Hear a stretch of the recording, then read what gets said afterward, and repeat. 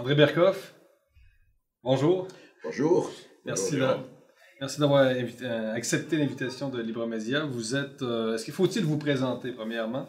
ça, c'est vous qui savez. On va le faire quand même pour la forme. Vous êtes une légende de la radio française. Vous avez une feuille de route impressionnante. Vous êtes l'auteur d'une cinquantaine de livres aujourd'hui. Vous avez été grand reporter. Vous avez travaillé pour d'Infini Publications.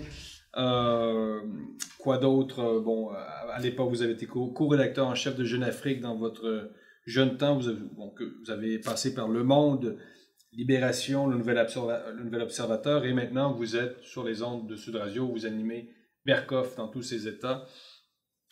J'ai envie de commencer par une très grande question.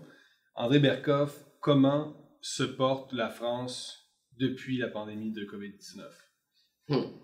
Bah, écoutez, elle se porte, comment on peut dire?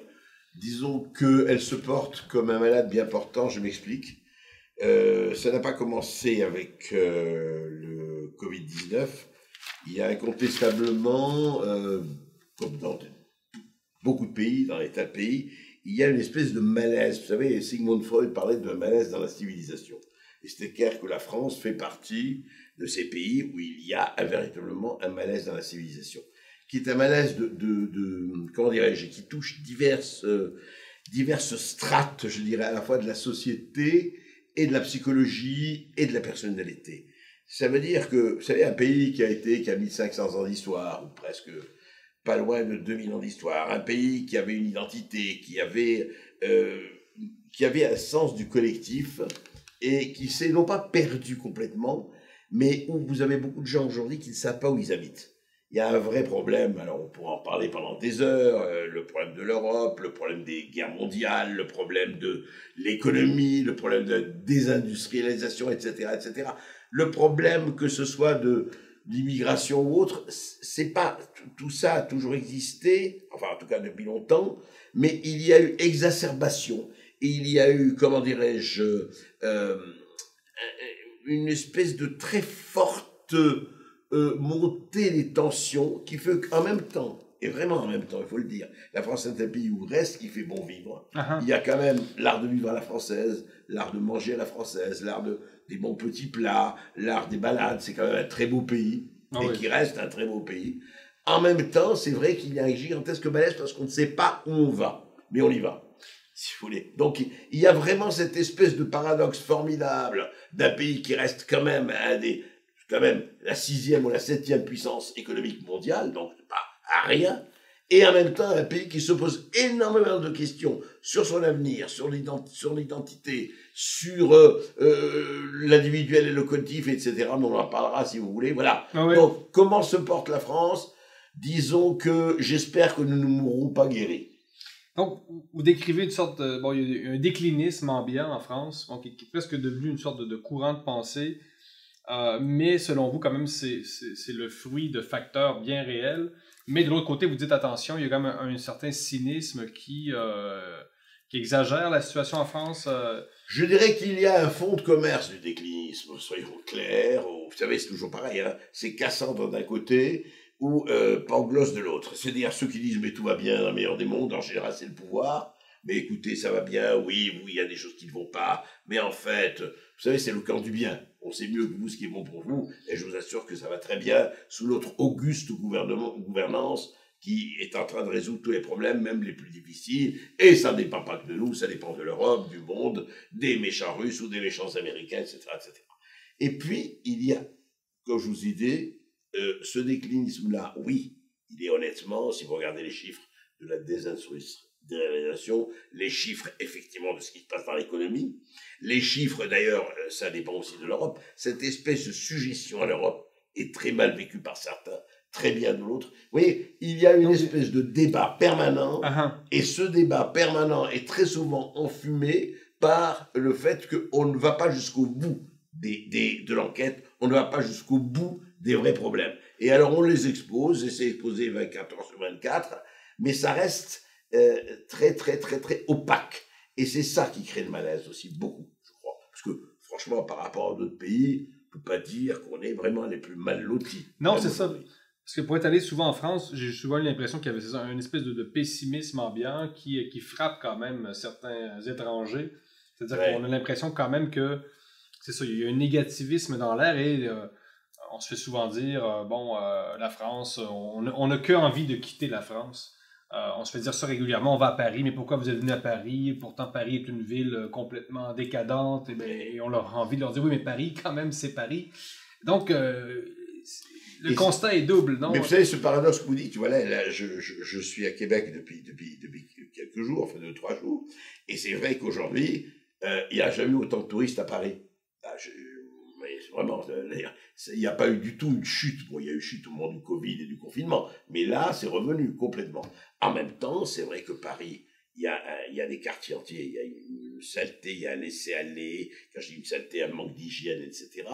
Si vous voulez, puis il y a toute la querelle vous savez, de ce qu'a créé Anne Hidalgo, la maire de Paris, avec ses passages, etc., des rues. Alors, Une effectivement, espèce d'ingénierie sociale écolo, là. vous savez, le problème, on veut interdire les voitures. Ok, mais Paris n'est pas Venise.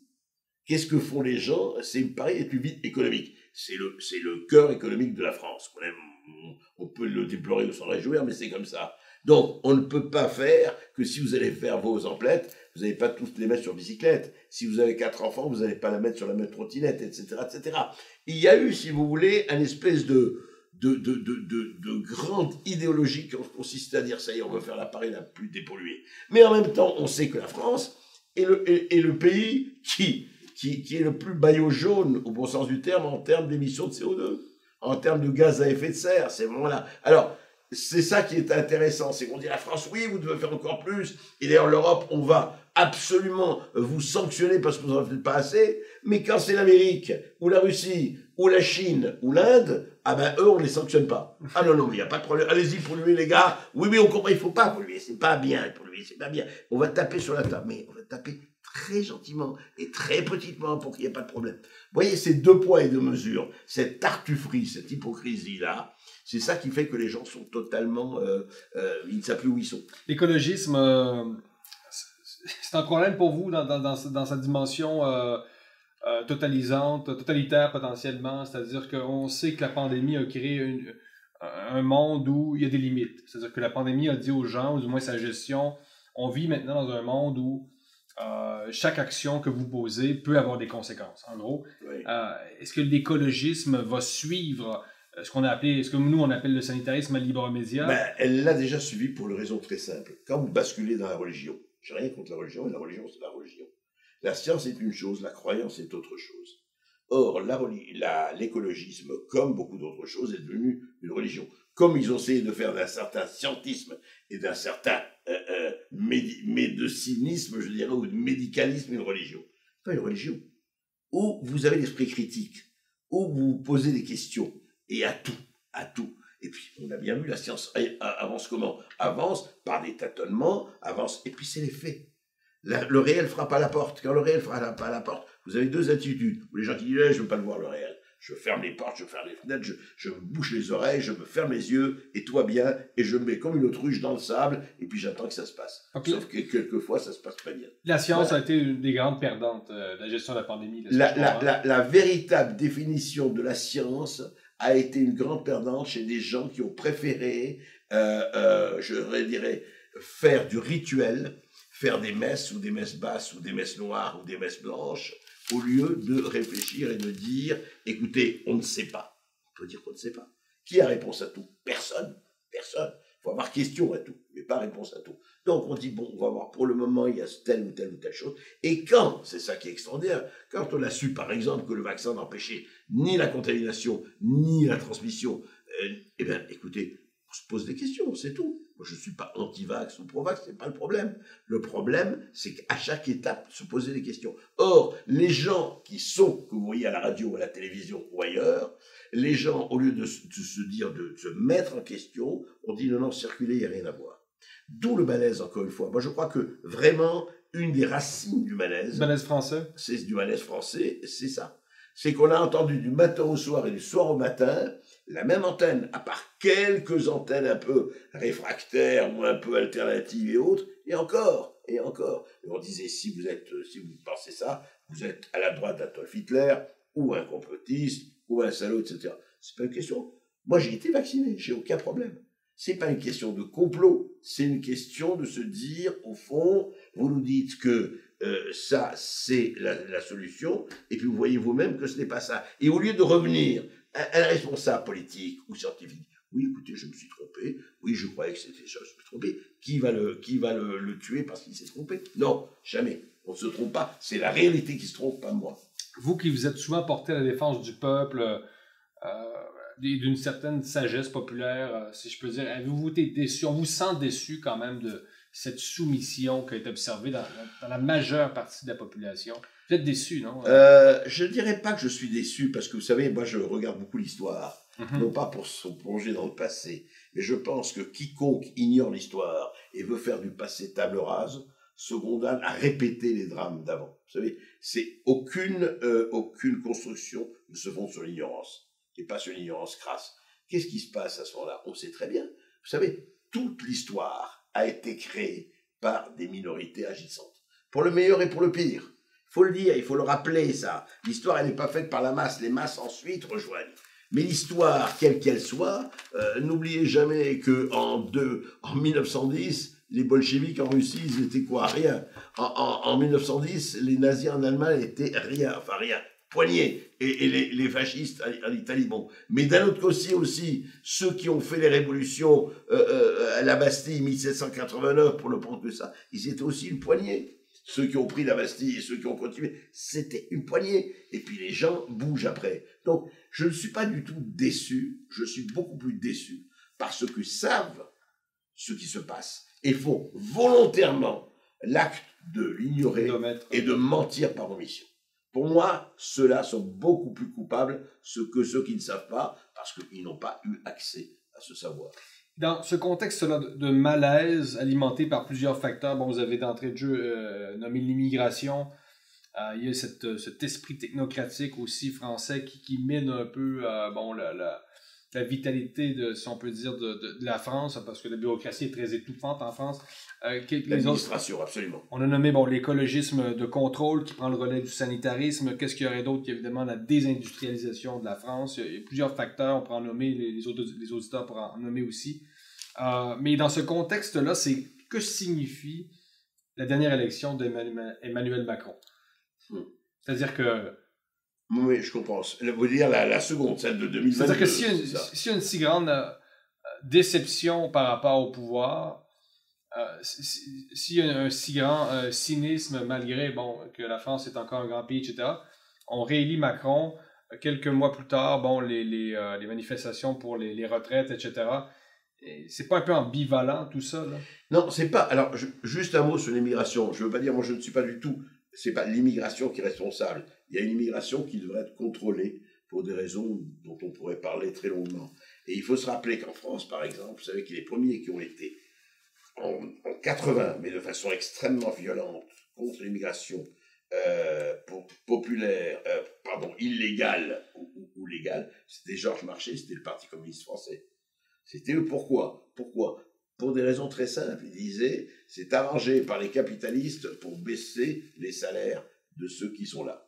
Et il ne faut pas oublier, parce que c'est important, ça on ne le dit jamais, Karl Marx, en 1800, je ne sais pas, au début du 19e siècle, avait adressé une lettre aux ouvriers polonais en disant, ne venez pas en Angleterre, parce qu'on voulait faire venir, évidemment, notre travail, ne venez pas en Angleterre, parce que vous allez baisser les salaires des travailleurs anglais.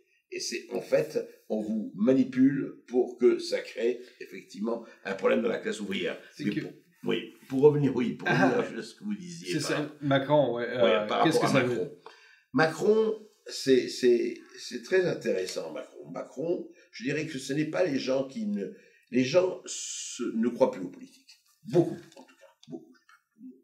Et c'est grave. Moi, je ne dis pas du tout, le politique, tous pourris, tout ça. Je n'aime pas cette démagogie-là, et c'est vraiment du ressort de la démagogie. Simplement, beaucoup de gens ont l'impression que les politiques ne répondent plus à ce qu'ils attendent.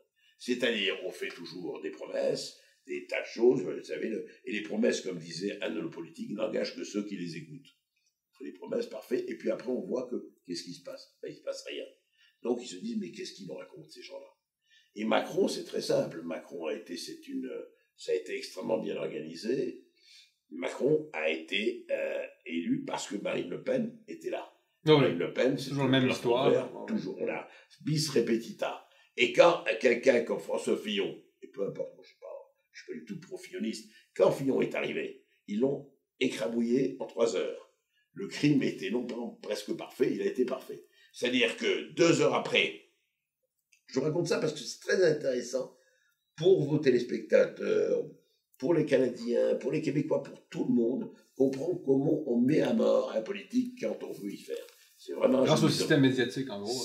Entre autres, mais c'est un jeu de tueur. Hein. Faut pas s'accrocher l'histoire. Il y a un trou, il y a plusieurs rats. Il faut que tuer tous les autres rats pour que moi je prenne le genre en tout.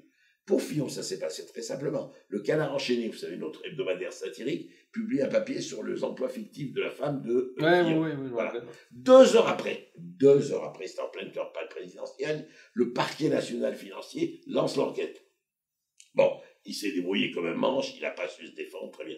C'était fini, parce que Fillon gênait le jeu. Fillon pouvait effectivement arriver devant Macron. Donc on l'a éliminé. On l'a éliminé proprement, sûrement, on l'a plus besoin de tuer. Mais comment ça a marché? Les médias étaient coordonnés avec certains politiques. Toute la campagne médiatique a été à 90% en disant, regardez, Fillon, il se présente comme quelqu'un d'honnête, emploi fictif. Mais au lieu de répondre, parce qu'il aurait pu faire l'enquête, on revient toujours à l'enquête, vous savez, vous êtes des journalistes, il aurait pu répondre le nombre de députés qui avaient des emplois fictifs, qui mettaient leur femme, leur maîtresse, leur copain, leur fils ou leur fille. Ils sont 177, ils étaient. Si Fillon savait comment se défendre, il aurait réussi, d'accord, m'accuser de ça, ma femme, et ben ils sont, et les autres 178. Il s'est très mal défendu, tant pis pour lui, et il a été, voilà. Et à ce moment-là, évidemment, toute l'opération a été mise en place. Encore une fois, les appuis de Macron, c'était qui? C'était tous les grands patrons, notamment, qui ont la quasi-totalité des médias en France. Donc voilà, ça se passe comme ça, c'est pas nouveau, c'est qui paye commande. Qu'est-ce que la droite devrait faire dans ce contexte-là pour pas toujours laisser le champ libre à Macron, évidemment, on sait que le Rassemblement national est diabolisé. D'abord, elle devrait apprendre à exister. Apprendre à exister. Quelle droite? Les Républicains, vous savez, ils sont tous en train de se bagarrer. Ce n'est pas le tout à l'égout, c'est le tout à l'ego. Voilà. Ils sont tous en train de, pardon, je vais être très vulgaire, de pisser autour d'eux pour marquer leur territoire, comme un petit chien. Pas comme ça que ça se passe. Ils sont incapables d'avoir un programme. La gauche, d'ailleurs, c'est un peu la même chose. Il y a la NUPS, il y a etc. Et donc, si vous voulez, l'extrême centre, que représente très bien Macron a dit... Oui, bien sûr. C'est l'extrême centre. Macron, il a dit, mais moi, je prends de là ou de là ou de là. Vous savez, c'est le Pokémon transgenre. Très intéressant. Okay. C'est ça. C'est la tactique de je suis plastique, je suis caoutchouc, je m'adapte, et en même temps, c'est moi qui suis là. Et je fais le cap. On a un gouvernement au Québec qui ressemble beaucoup à Macron, la Coalition Avenir Québec, qui est un peu ce genre de parti hybride qui ramasse tout, là. C'est ça. Vous savez, c'est leur mère, on dit, ah, mais mais écoutez, je suis avec vous, par là. C'est pourquoi? C'est parce que leur seul problème est de garder le pouvoir. Et ils font de la plasticité la plus totale. Parlons de droite et gauche. Bon, vous avez longtemps été près de la gauche. On vous reproche beaucoup ce passage graduel à droite. Bon, quand on lit vos biographies sur le web, donc c'est un reproche qui est assez récurrent. Oui, Wikipédia et compagnie, oui. Donc j'ai envie de vous poser la question. Le complotisme est-il la nouvelle gauche?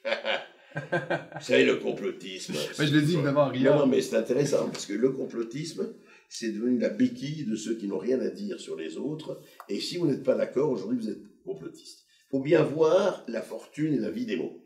Il y a encore 10 ans, vous étiez fasciste. C'est-à-dire, si je suis... Vous savez, c'est Staline qui a inventé ça. Hein. Staline a dit, c'est très simple, vous discutez avec quelqu'un, vous le traitez de fasciste, il va mettre une demi-heure à se défendre, et c'est fini, vous l'avez éliminé. Fasciste, aujourd'hui, ça n'a plus, ça marche plus. Le point Godwin, la réduction ad Hitlerum. Ça marche plus, ça? Ça marche de moins en moins. Donc, l'accusation de complotiste a remplacé l'accusation de raciste. Quelque part. C'est plus facile, parce qu'on peut rester sur le complot pendant un moment. Sauf que le complotiste, moi, j'ai toujours dit, montrez-moi une phrase de moi qui ressort du complotisme. Moi, je vais vous dire sur la gauche et la droite. Moi, je me sens toujours de gauche, mais tendance Orwell, tendance Michéa. Pour moi, la vraie gauche, c'est pourquoi. Et puis, quand on discute avec moi, j'ai dit, dites-moi, la gauche est censée protéger le peuple. défendre les intérêts du peuple. Je ne suis même pas de la classe ouvrière du peuple. C'est ça le problème de la gauche, c'est son passage de la gauche économique à la gauche identitaire, en quelque sorte la gauche La gauche décoloniale, la gauche... sociétale. Ouais. Donc c'est l'américanisation de la gauche, le problème. Mais pourquoi? Oui, non, mais pas, non, non. Avant la wokisation de la gauche, pourquoi ils sont wokisés? Simplement parce qu'ils ont abandonné le peuple. Parce qu'ils ont découvert comment bouffer. Ils étaient dans l'opposition, ils sont montés par les services, ils ont découvert la vaisselle, ils ont bien bouffé, puis ils s'en foutent. Faut bien le dire, ces gens-là se foutent totalement du peuple. Pourquoi aujourd'hui le Parti communiste, le Parti socialiste, eux deux, faisaient 55% des votants? Aujourd'hui, ils ne font pas 4%. Pourquoi? Ils sont passés où? Ils sont passés au Rassemblement national, en partie, et surtout, ils sont passés à l'abstention. Parce qu'ils n'y croient plus.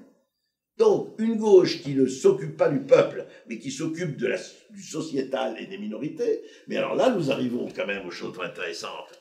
Vous savez, il y a la racaille d'en haut et la racaille d'en bas. La racaille d'en bas, on dit toujours, oui, la violence et tout ça. Mais la racaille d'en haut, c'est très simple. Vous avez entendu parler d'Assa Traoré, vous savez, Black Lives Matter et tout ça. Ah ouais. Bon, qui sponsorise? Qui sponsorise? Ah mais Nike et compagnie...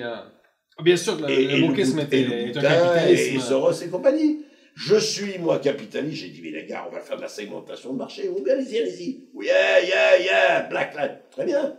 Et quand j'ai vu quelqu'un comme Kémy Séba, qui est un panafricaniste, il m'a dit, attendez, Black Lives Matter. C'est très joli. D'abord, All Lives Matter. Primo. All Lives Matter. Pas seulement Black Lives Matter. Et Black Lives Matter, évidemment. Mais toutes les vies. Et surtout, qu'est-ce que je fais? Je subventionne, pourquoi? Parce que mon but, moi, est de vendre. Donc, on va faire de la segmentation de marché. Et on a fait une segmentation de marché qui est très bien. Il dit, ah, tu es révolutionnaire, mais oui, absolument, je vais te subventionner, ça va marcher. Donc, c'est un slogan, finalement. Ouais. Et au fond de vous, est-ce que vous vous sentez encore de gauche, ou pour vous, c'est un clivage qui est complètement dépassé, surtout depuis la pandémie? Est-ce que ça vaut quelque chose? Alors, il y a deux questions, là. Oui, non, vous avez raison. Alors, moi, je me sens très profondément, sinon, je me sens très profondément des gens que l'on essaye de tromper en leur racontant des histoires. C'est-à-dire que, par exemple, aujourd'hui, c'est clair que ce qu'il faut dire, c'est qu'il y a un nouveau clivage. C'est mondialiste-souverainiste.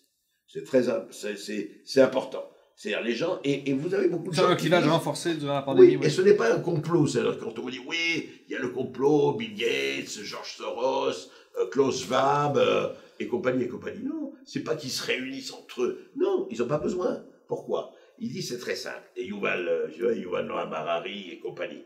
Ils disent, voilà, en fait, aujourd'hui dans le monde, il y a 20% des gens qui sont productifs, qui font le monde. Et les 80%, 75%, c'est pas qu'ils font rien, mais c'est moins intéressant. Donc, on va les permettre de travailler, mais avec ChatGPT, l'intelligence artificielle, ça va diminuer de plus en plus. Mais voilà. Donc, ils se disent, nous, on va rationaliser. Rationaliser, c'est très important. C'est le mot d'ordre suprême. Attendez, rationaliser. Pourquoi? Chacun n'a pas... Et pour moi, être de gauche, c'est de dire, chaque être humain a un potentiel de faire des choses. On ne peut pas, comme ça, parce qu'on est là, écarté d'un revers de main, plus de la moitié de la population. Je trouve ça plus que scandaleux. C'est scandaleux, et je dirais même dans l'efficacité, c'est scandaleux. Ne pas parier sur le talent de chacun. Alors, après, bien sûr, il y en a qui ont du talent plus que d'autres, et du talent moins que d'autres. Je ne suis pas du tout pour l'égalité, c'est pas le problème. Mais quand on élimine, quand on méprise comme ça, et ce qui se passe, c'est ça. Tout le problème, il dit, attendez, avec tout ce qu'on est en train de créer, avec Artificial Intelligence, avec ChatGPT, avec tout ceci, tout ce qu'elle est en train de créer, écoutez, on n'aura plus besoin, le télétravail, etc. On n'aura plus besoin même de se toucher. On aura besoin que chacun soit à sa place. Ça vous inquiète, ça, cette numérisation du monde, cette nouvelle révolution industrielle, en quelque sorte, accélérée, dont la pandémie a été le tremplin. Oui. Vers quelle société on se dirige avec la révolution numérique?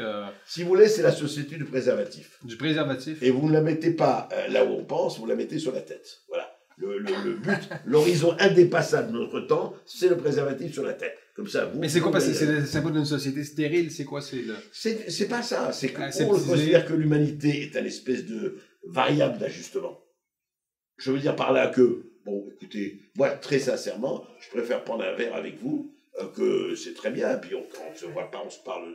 Mais si je peux prendre un verre avec vous, c'est quand même pas désagréable. Si vous voulez, si vous enlevez complètement la raison d'être du fait que, par exemple, quand on se parle, etc., on peut échanger, on peut se bagarrer, on peut être violemment contre, mais quelque chose se passe. Si vous enlevez cette dimension-là, et j'ai l'impression que beaucoup veulent l'enlever, au nom de quoi? Au nom, encore une fois, je reviens, de l'efficacité normalisatrice. Vous voyez? Et ça, je crois que c'est vraiment la ligne de clivage qui se passe aujourd'hui. On le voit très, très, très, très bien. On le voit en tout cas en France, par exemple, on dit voilà, bon, bah écoutez, c'est très simple. Vous avez acheté une maison, alors que le droit de propriété, déclaration des droits de l'homme, oui, mais votre terrain, eh ben, c'est plus à vous. Hein. On va faire en sorte, parce que, pourquoi? L'État a besoin d'argent. Nous sommes endettés de 3 000 milliards de dollars, ou d'euros. 3 000 milliards d'euros en France, hein, 3 000 milliards. Les Américains, c'est 30 000 milliards. Et les Américains, tant qu'ils auront le dollar, ils vont jouer avec ça. Enfin, d'ailleurs, il n'y a pas des souverainistes qui ont vu dans le retour de l'État provoqué par la gestion de la pandémie, parce que quand même c'était très inattendu, on parlait depuis des 20 ans du déclin de l'État au profit des grandes entreprises, là, on disait que l'État n'a plus de pouvoir, l'État ne contrôle plus rien. Tout d'un coup, l'État réapparaît comme une force importante de la société, comme force centrale. Est-ce qu'il faut s'en réjouir ou vous s'en inquiéter? Vous en inquiétez plus, évidemment, sur les ondes de Sud Radio. Oui, non, mais je ne m'en inquiète pas. Mais on a besoin de l'État pour faire retrouver la souveraineté aussi. Tout à fait, mais le vrai problème, c'est qui commande l'État? Qui commande vraiment l'État? Est-ce que c'est l'administration? Ou est-ce que c'est les Big Brother? Et les Big Brother sont très nombreux aujourd'hui. Je veux dire les fonds de pension, BlackRock, Vanguard et compagnie. Qui vraiment contrôle? Qui a besoin de qui? Qui, quand l'État est en totale dette, a besoin de qui? Voilà le problème. C'est chez qui je vais aller mendier? Chez qui je vais aller quémander de l'argent? Et qui va me donner? Mais attention, il ne va pas te donner comme ça. Il va te donner si tu lui rends des choses. Hein? Where is my return on investment? Comme dit l'autre. Voilà. C'est là-dessus que ça se joue. Vous voyez, c'est à plusieurs étages. L'État, vous me dites, l'État, oui, très bien. Mais l'État, il ne savait rien. L'État, c'est extraordinaire en France. Non, puis c'est un monstre en France. Non, mais vous avez vu ce qui s'est passé. On a délocalisé tous les médicaments. Ah, paracétamol, Doliprane, c'est la Chine. Oui, mais ça, on a parlé de retour. Il faut la souveraineté alimentaire, il faut la souveraineté pharmaceutique. Mais comment? Mais non, on a l'Europe. C'est l'Europe qui décide. Comment on fait? On va rapatrier le Doliprane de la Chine? On fait comment? C'est très joli de le dire. Oui, on dit, on va faire.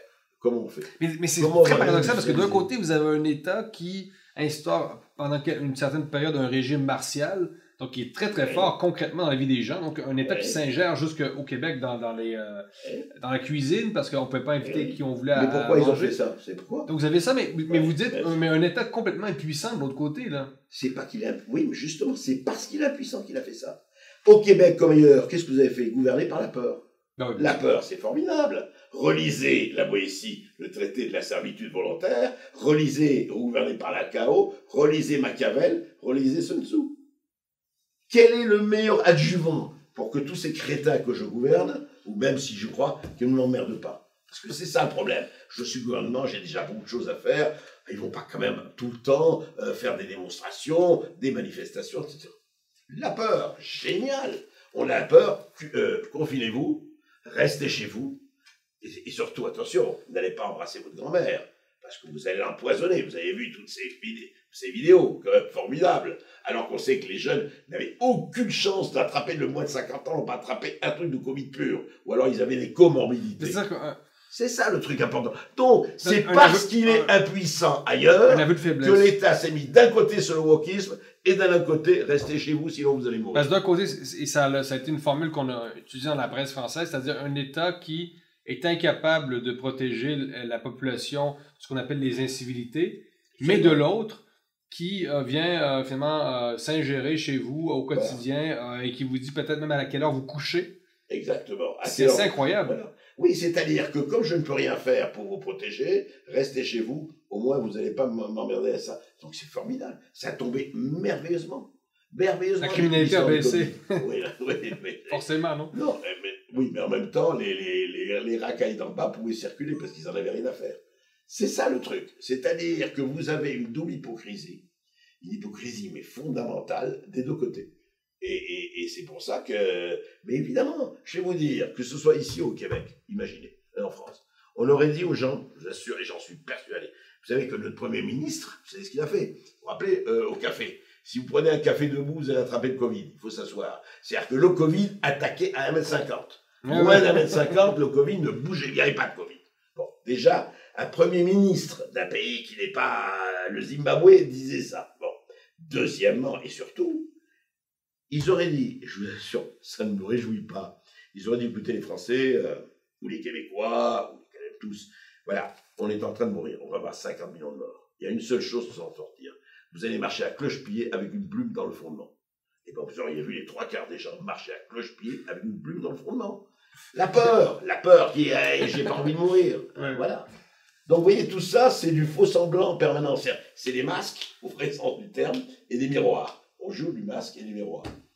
Monsieur Berca, vous êtes un des grands défenseurs de la liberté d'expression en France. Comment expliquer une telle régression de la liberté d'expression en France dans les 10-15 dernières années? Oui, ça c'est un vrai problème. Et je peux dire, ça ne me rajeunit pas, mais moi j'ai vécu un temps où honnêtement la liberté d'expression existait beaucoup plus. Et encore une fois, on va tomber dans le paradoxe, mais je vous dis, quand il y avait De Gaulle, moi j'étais tout jeune journaliste à la fin du régime de Gaulle, mais enfin, alors effectivement la télévision il y avait 3 chaînes, donc c'était très surveillé, mais la presse écrite était beaucoup plus libre qu'aujourd'hui. Pourquoi? Parce qu'il y avait encore des journaux qui appartenaient à leurs journalistes. À partir du moment où il y a 25 ans, si vous voulez, un certain nombre de milliardaires, etc., ont décidé d'acheter des journaux. Et les journaux n'allaient plus, c'est vrai, ça perdait des lecteurs, ça perdait de la publicité, enfin bon. Sauf que, quand vous achetez, et c'est normal, qui paye commande. Donc, à partir du moment où vous avez 7 personnes qui ont ça, donc qu'est-ce qui s'est passé? La liberté d'expression, elle n'a pas disparu, ce serait faux de dire ça, on n'est pas en Corée du Nord, on n'est pas en Chine, etc. Mais elle a été surveillée. Et je dirais que nous sommes, en tout cas, il ne faut pas généraliser, il y a beaucoup de journalistes qui font très bien leur travail, hein, et qui continuent, et vous avez telle émission un peu partout, il y en a, et c'est clair, et heureusement.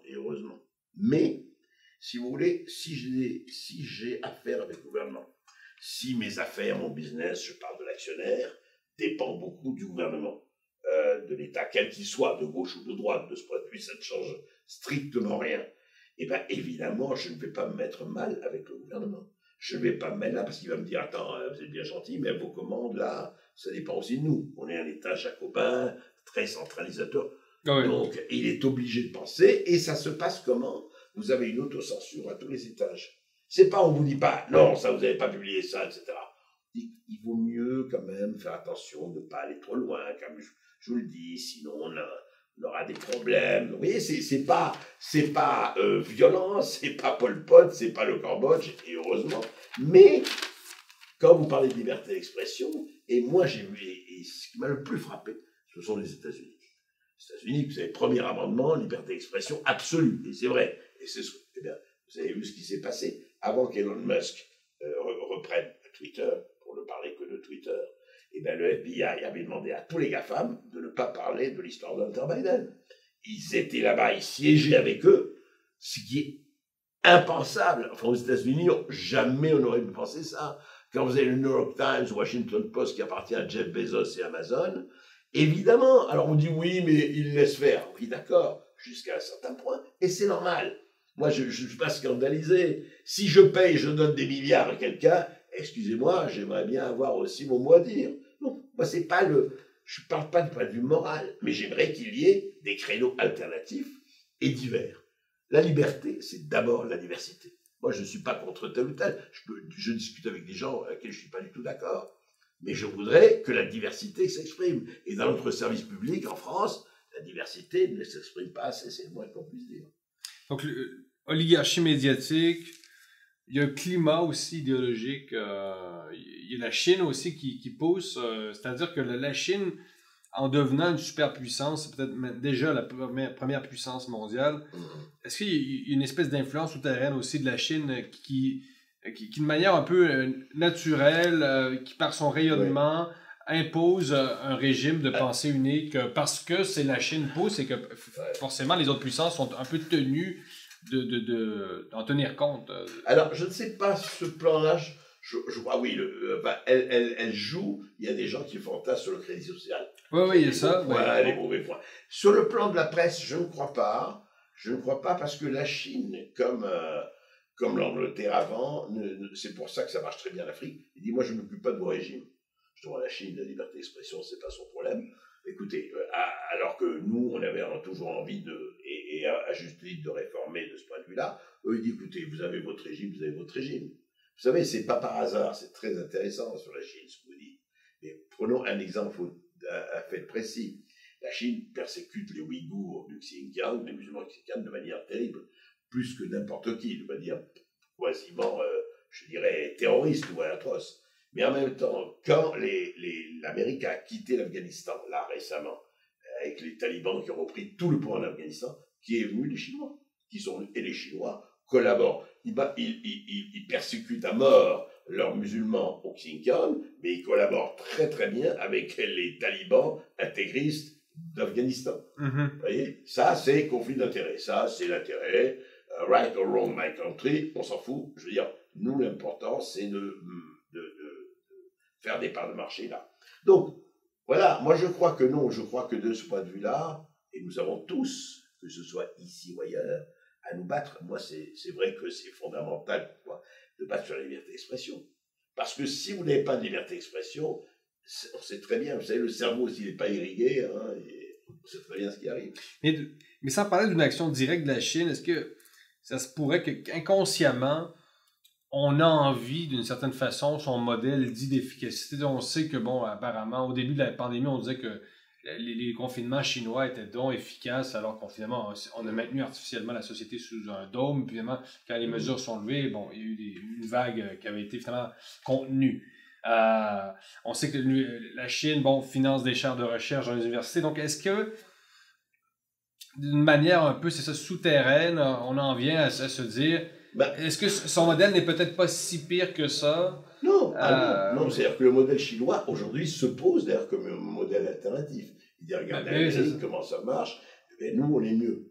Moi, je suis très réservé là-dessus, parce que le modèle chinois, alors qu'il marche très très bien, peut-être du point de vue économique, ou en tout cas qui montre son efficacité, mais il marche par l'esclavage. Parce que, mettons, Justin Trudeau, le premier ministre canadien, a déjà témoigné de son admiration pour le modèle chinois. Donc, c'est une sorte de romantisme. Mais tous les pouvoirs, romantisme, my foot, romantisme, c'est tous les pouvoirs rêvent d'un pouvoir à la chinoise. Bien sûr. Vous imaginez, il aurait que des robots esclaves sans problème, à qui il donne des bons points et des mauvais points. Magnifique. On se retrouve avec le rêve de tout pouvoir et d'avoir une classe d'école primaire d'enfants de 2 ans et demi. Voilà. Au Québec, on est très bon pour ça. Je peux vous le dire. Mais c'est ça. Mais c'est le rêve. C'est le rêve. Donc, si vous voulez, je crois que là, mais c'est d'ailleurs la grande querelle mondiale. Et moi, juste un mot là-dessus, je ne crois pas que ça viendra par un moral, je crois qu'il viendra par les contre-pouvoirs. Le fait qu'aujourd'hui, vous avez un monde multipolaire qui est en train de se créer, va créer des conditions que, pour un certain nombre de gens d'amour et de la liberté d'expression, ils auront des marges de manœuvre. Ah oui? En raison de la montée des BRICS? En raison de la montée des BRICS, absolument. Ça a l'air paradoxal. Oui, très paradoxal. Mais très très simplement, c'est parce qu'on verra à un moment donné que la liberté rejoint l'efficacité. Croire que la liberté est l'ennemi de l'efficacité, et je crois, est une erreur de calcul à moyen terme tragique. C'est un peu contre-intuitif, c'est-à-dire que la montée des BRICS, c'est la montée de régimes qu'on présente comme autoritaires, mais vous dites la montée des BRICS peut contribuer à préserver une certaine liberté. Oui, pas par elle-même. Je veux dire, l'opposition BRICS-Occident amènera à savoir quelles armes on va utiliser. Est-ce que c'est uniquement les armes économiques, ou les armes militaires, ou les armes de la créativité? Pour la créativité, elle demande de la liberté. Voilà. C'est un peu ce qui manque aux Chinois d'ailleurs, qui sont encore des copieurs. Mais complètement, complètement. À un moment donné, la créativité, je parle vraiment en strict terme. Là-dessus, ils ne peuvent pas battre les États-Unis bientôt. Non, jamais. Non. Jamais. Et même l'Europe, c'est là. Genre, ils ont beau être très bien copiés, s'ils n'apprennent pas à être, et c'est toute l'histoire du monde, voilà, être libre, et ben ils échoueront. Parce qu'à la fois, il y a un dynamisme qui est encouragé par l'économie libérale. C'est-à-dire ça va ensemble d'une certaine façon. Bien sûr. Qu'est-ce qu'ils font les Chinois? C'est très intéressant. Ils disent allez-y les gars, devenez milliardaires, mais il y a un parti politique. Sauf que le plénum du Parti communiste chinois, c'est des gens formés à Harvard. Et puis ils font les Young Leaders et compagnie. Bon, voilà. Donc je crois, moi, qu'à un moment donné, je peux me tromper, mais enfin que la liberté, justement, dans ce jeu de Go, dans ce jeu d'échecs, je pense que la liberté a des moyens de faire des entrées. Très intéressant. Euh, Depuis quelques mois, vous animez l'émission Le Dernier Verre pour Omerta, un nouveau média indépendant. Euh, les médias indépendants sont-ils appelés à transformer le paysage médiatique en France ou cette oligarchie médiatique est encore très coriace? Non, alors je crois que, franchement, oui, elle est très coriace, c'est clair, mais ça a commencé. Les Ouais. médias, mais écoutez, les réseaux sociaux, moi je suis très frappé de ça, encore une fois, avec le recul que je peux avoir, c'est que beaucoup de gens aujourd'hui, en France en tout cas, s'abreuvent beaucoup plus aux médias sociaux qu'aux autres. Ouais. Regardez ce qui s'est passé, c'est intéressant. On va prendre un exemple de star. Tucker Carlson est viré de Fox News. Ouais, Okay? ouais. Il va à Twitter. Il a fait 100 millions hier, 50 millions en 3 jours. Pourquoi? Bon, c'est Tucker Carlson, je veux bien. Mais c'est parce que les gens, c'est fini. Ils ne s'abreuvent plus à une source. C'est la grosse différence il y a 30 ans. Moi, je me rappelle, je vous reparle parce que j'avais des émissions et tout ça. Les auditeurs d'il y a 30 ans ne sont plus les mêmes. Non pas qu'ils sont plus intelligents, mais ils s'abreuvent à beaucoup plus de sources qu'il y a 30 ans. Il y a 30 ans, il y avait la télé et le journal. Maintenant, ah oui, mais je suis allé voir sur Thinkerview, ou je suis allé voir sur, je sais pas quel, vous voyez, et j'ai vu ça. Alors, il y a aussi des conneries, il y a aussi des complotismes au vrai sens du terme, mais il y a aussi des choses formidables. Et donc ça change complètement la donne. On revient à la liberté. Donc, vous voyez vraiment y avoir une transformation quand même du paysage médiatique. Qui est commencé. Alors, je ne sais pas jusqu'où ça ira, mais ce n'est plus le monopole. Parce qu'on parle quand même de moyens de censure au Canada. On a eu la loi C11, par exemple, qui vise à donner plus de pouvoir au CRTC, donc l'organisme fédéral qui est chargé de réguler toutes les communications. Ils vont tout faire. Vous savez ce que c'est? C'est la lutte contre la montre et c'est le pouvoir, quel qu'il soit, va tout faire pour étouffer les médias indépendants. Toujours. En France, qu'est-ce qu'on a? Est-ce qu'il y a en des France, lois? nous avons des gens qui disent attention, regarde ce qui s'est passé. Notre commissaire européen Thierry Breton et le ministère de la Transition numérique a dit à Elon Musk si vous n'obéissez pas aux règles européennes, Twitter sera supprimé. Bon, ils vont aller le VPN. Ils vont tout. Oui, mais le VPN, ben oui, c'est le recours VPN. Voilà. Et c'est compliqué le web. C'est toujours c'est un enchevêtrement juridique très complexe. C'est sûr. Mais la vocation du pouvoir, malheureusement, heureusement, en tout cas, la plupart du temps, parce qu'ils sont tellement, c'est de censurer, hein, c'est clair. Enfin, c'est de limiter autant que possible. Alors, ils vont payer un lip service, comme on dit, à la liberté d'expression, mais la liberté d'expression les emmerde. C'est clair. Je reviens un peu au Canada. Vous avez suivi le mouvement des camionneurs, notamment sur les ondes de Sud Radio. Comment ça a été perçu un peu par vous, mais par la société française, peut-être européenne en général? Ben, les contestataires suivaient avec beaucoup d'intérêt, effectivement, cela, en se disant, c'est tout mouvement, enfin pour nous c'était un peu, on se disait, tiens, c'est les gilets jaunes au Québec. Ouais. En fait, nous on faisait, voilà, on disait, tiens, au Québec ils se réveillent, tout ça, comme nous, il y a eu ça. Bon.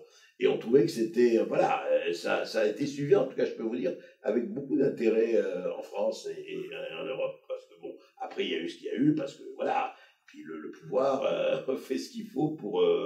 et puis chez vous, il n'a pas été tendre, hein, on peut pas dire. Mais en France aussi. Et le problème, c'est toujours ça, et on se dit à des moments, vous savez, rien ne se passe. Et ce qui est intéressant dans la nouveauté, c'est que personne ne sait quand elle arrive. Si je vous disais, oui, il va se passer ça et ça, je suis pas voyant, je ne lis pas dans le marque de café, ça n'a aucune espèce d'importance. Mais à un moment donné, il se fait que l'équilibre bouge, et que, vous savez, le couvercle de la marmite saute. Quand on n'en sait rien, et quelquefois c'est pour quelque chose d'assez anodin, et puis, ça bouge. Alors, j'en sais rien, peut-être qu'il n'y aura rien, hein, mais... Donc, vous pensez qu'un retour du balancier est possible? Vous pensez qu'on est allé trop loin dans cette crise de la représentation? Les gens ne se sentent plus représentés ni par leurs députés, ni par le système médiatique. Donc, beaucoup, en tout cas, ne sont plus. Vous savez, l'abstentionnisme en France... Plus qu'on pourra penser, plus qu'on le dit.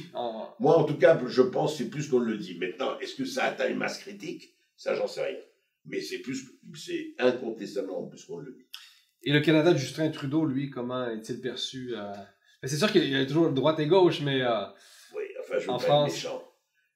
Justin Trudeau, vous savez, c'était Robert Charlebois qui disait, quand il demandait c'est quoi un Québécois, il disait un Québécois, c'est un Français amélioré. Et je dirais que Justin Trudeau, c'est un Macron rapetissé, quoi. Pour moi, hein, je ne parle qu'à titre personnel. Non, Je pense qu'ils se ressemblent beaucoup. C'est-à-dire, moi j'ai été très frappé parce qu'aujourd'hui, ça, c'est le blackface et tout ça, quoi. C'est formidable. C'est vraiment la caricature du je me repens, je suis bien, je suis woke, je suis bien pensant, je suis politiquement correct, je suis. C'est extraordinaire, quoi. Je veux dire, c'est magnifique, c'est plastique. C'est toute cette génération qui se disent surtout pas exprimer et qu'en fait, qui est au service totalement de l'ordre mondial, de l'ordre... Ah, bien sûr, oui, la gauche la plus mainstream. Même pas la gauche, c'est pas la gauche. Ah, mais non, c'est... Non, si vous voulez, vous allez pas me dire que Soros est de gauche. Non, mais justement, c'est la grande contradiction, mais Justin Trudeau, au Canada, réussit à faire croire qu'il est de gauche. Mais c'est sûr. Parce que bon, toute la question autochtone, vous savez, la question de la décolonisation. Parce que la vocation des milliardaires, aujourd'hui, d'être de gauche. Pourquoi? Si mon œil à la boutonnière, vous n'allez pas m'emmerder avec cette histoire. Moi, vous savez, c'est Baron Carmit. Ancien, mettons, un très gros milliardaire producteur.